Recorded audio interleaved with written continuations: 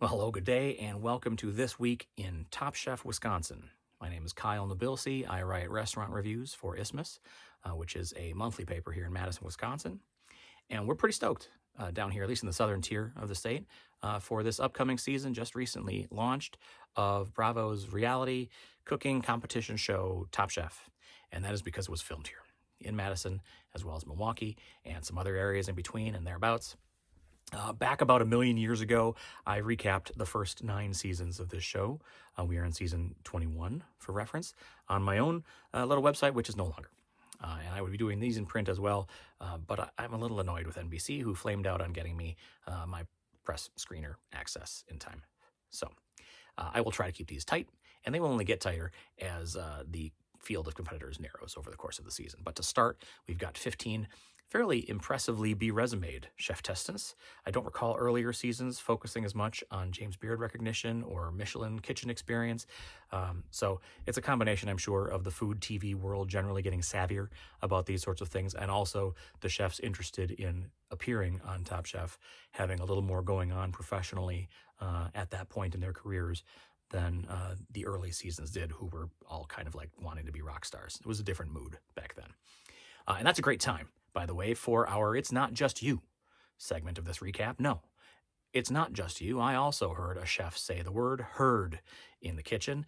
And as any fan of The Bear can suspect, we will, I'm sure, hear a lot more of that before the end of this season. There are some format changes this year. Foremost is a new lead host. Kristen Kish takes over that role. She was the winner of season 10, the first season I didn't watch, sorry. But she takes over for Padma Lakshmi, who was with the show almost from the beginning and who wanted a personal life. Understandable. Also probably didn't want all of the online assholes questioning her palate. Definitely happened. Sorry to say. Not for me. There will be no in-episode immunity from winning the early quickfire challenge that typically takes place at the beginning of each episode. Instead, immunity will come from winning the main challenge of the episode, and it will save that chef from the following week's elimination.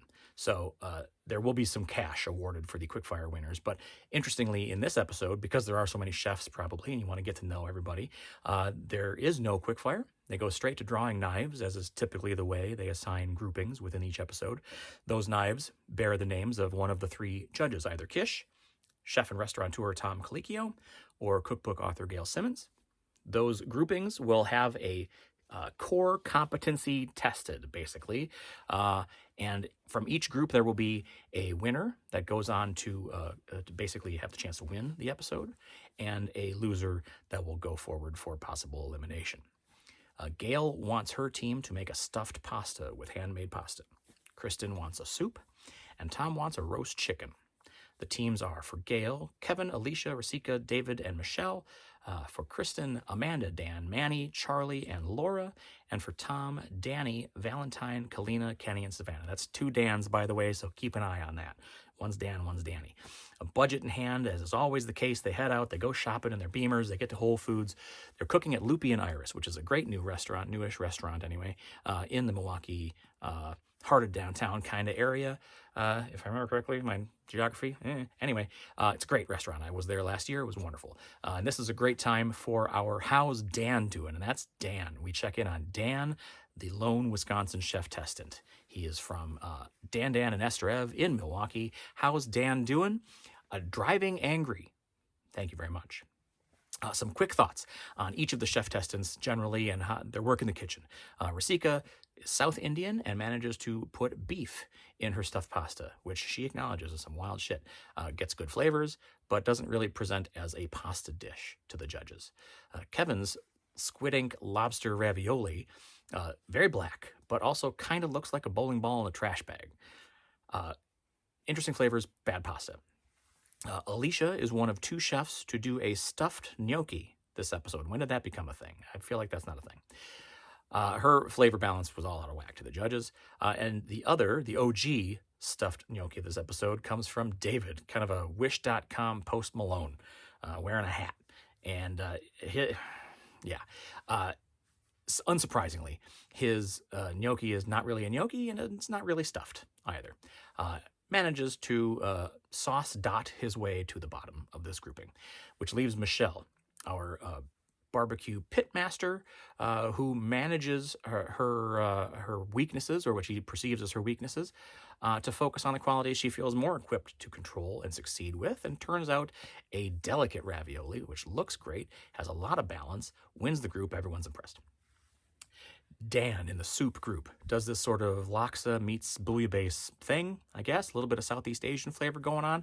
Good composure in the kitchen from what we were able to see. That's our boy Dan. Charlie pickled his shrimp. Apparently not enough. Laura has a just wild recipe. Easily 2 soups worth of ingredients, according to the judges, and just has too much going on. Amanda does a chicken dumpling soup, kind of mashes up all 3 of the groupings, which is sort of cool, but also has just a crazy salty gremolata that was part of the recipe, and that just salted her fortunes. She loses the group. Didn't work out. And lastly, that leaves Manny, who was, I'm going to say, a little haughty at the beginning about store-bought chicken stock. He said, I'm going to make my own in the pressure cooker, even though he said he didn't know how to use it. And that's a whole thing with Top Chef, making versus using. But he kills his pozole, like just nails it, wins the group. Everyone's super impressed. Last group is Valentine, our giant teddy bear. He forgot his pickled shallots on the plate and still managed to have way too much shit on there. Kalina got a little reductive early on about Wisconsin food. I'm going to try not to hold that against her or bear a grudge, but her chicken was too dry, according to the judges, and just too reliant on saucing. Savannah's sauce was watery, on the other hand, but I was personally intrigued by her use of crispy chicken skin. That'll always get me. Kenny just straight flamed out on getting dark meat on all his plates. Incomplete. That's a fail. Sorry to say, buddy. Danny is the last one in this group, and it seemed to me like he had a lot going on a roast chicken, but guest judge Adam Siegel of Loopy and Iris, the chef owner, said it was restaurant quality, and I did roll my eyes at Danny early in the episode saying something about cooking gangster food, but he gets the group win here. The top 3 and bottom 3 get lined up all in a row at the same time to hear their fates. It's a rough way to go. Manny gets the win for his pozole. Gail saw a lot of technique in his presentation. Very cool.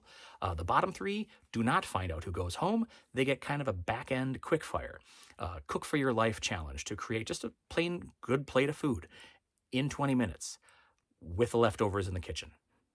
Now, David, hat guy, Post Malone guy, runs a no food waste restaurant. So even though he is initially floundering, I was kind of suspicious he was going to pull something out of his hat. Both he and Kenny end up going with shrimp, which I will say I consistently type as shrimp in my notes. So if I say that, that's why. Kenny does a cabbage salad with his shrimp, but ends up putting multiple cabbage cores on judge plates. Like, dude, you cannot. Guest judge and Wisconsin restaurateur Paul Bartolotta thought Amanda's had the best concept strength of the 3, and so it seems like she's safe. The position no chef testant wants to be in, the first to go home, is hat guy David, who didn't really seem to be taking this seriously at all. At one point, Tom tells him, after he says pasta isn't his thing, there's going to be a lot of things over the course of this competition that are not your thing. And I got to say, Tom, you're wrong, because there's nothing ahead for David in this competition. He gone. And it's hard to razz a guy who looks like he's getting weepy as he's packing his knives and going, but I'm doing my best, because he was kind of a tool. And that brings us to the end of this recap and our peak Wisconsin moment, which comes from Paul Bartolotta, restaurateur and guest judge, like I said, who says, without self-consciousness and in a very Wisconsin accent, that he is super excited to showcase our city. Same, bud. Same.